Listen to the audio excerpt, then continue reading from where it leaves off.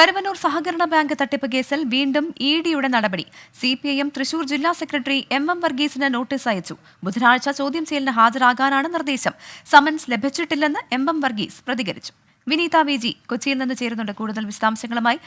വിനീത, കരുവന്നൂർ സഹകരണ ബാങ്കുമായി ബന്ധപ്പെട്ട് തെരഞ്ഞെടുപ്പ് കമ്മീഷനെ ഇഡി സമീപിച്ചിരുന്നു. സിപിഎമ്മിന്റെ രഹസ്യ അക്കൌണ്ടുകളെക്കുറിച്ചുള്ള വിവരങ്ങളാണ് കൈമാറിയത്. അതിന് പിന്നാലെ ഇപ്പോൾ ഇഡി വീണ്ടും നടപടി ആരംഭിച്ചിരിക്കുകയാണ്. എന്താണ് വിവരങ്ങൾ?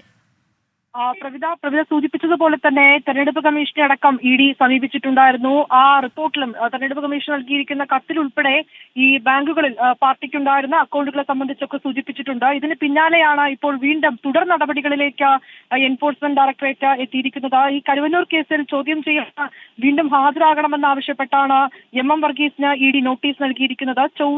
ബുധനാഴ്ച കൊച്ചിയിലെ ഇഡി ഓഫീസിൽ എത്താനാണ് നിർദ്ദേശം നൽകിയിരിക്കുന്നത്. രാവിലെ 11 മണിയോടുകൂടി ചോദ്യം ചെയ്യലിന് ഹാജരാകണമെന്നാണ് നിർദ്ദേശം. പക്ഷേ അതേസമയം ഈ സമൻസ് ലഭിച്ചിട്ടില്ല എന്നാണ് എം വർഗീസ് മറുപടി നൽകിയിരിക്കുന്നത്. ഈ കരുവന്നൂർ കേസുമായി ബന്ധപ്പെട്ട് നേരത്തെയും എം വർഗീസിനെ ഇഡി 3 പ്രാവശ്യം ചോദ്യം ചെയ്തിട്ടുണ്ടായിരുന്നു. മണിക്കൂറുകളോളം ആ ചോദ്യം ചെയ്യൽ നീണ്ടുനിന്നു. ഈ പാർട്ടിയുടെ അറിവോടുകൂടിയാണ് ഈ ബിനാമി അക്കൗണ്ടുകൾ ബാങ്കിൽ ഉണ്ടായിരുന്നതെന്നും അതിനായി ചില നേതാക്കൾ ഇടപെടൽ നടത്തിയെന്നുമാണ് ഇഡിയുടെ കണ്ടെത്തൽ.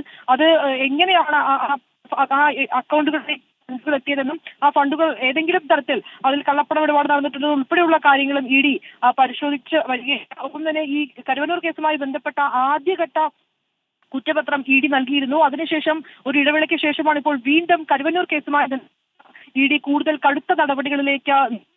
ഇതിന്റെ ഒരു ആദ്യഘട്ടം എന്ന നിലയിലാണ് ഇപ്പോൾ എം വർഗീസിനെ ഇഡി വിളിച്ചു വരുത്തി ചോദ്യം ചെയ്യാനായി ഒരുങ്ങിയിരിക്കുന്നത്. ഒരുപക്ഷേ ഈ കേസുമായി ബന്ധപ്പെട്ട് കൂടുതൽ നേതാക്കൾക്കുൾപ്പെടെ നോട്ടീസ് നൽകി വിളിച്ചു വരുത്തിയേക്കുമെന്നാണ് ഇഡി വൃത്തങ്ങളിൽ നിന്നും ലഭ്യമാകുന്ന വിവരം.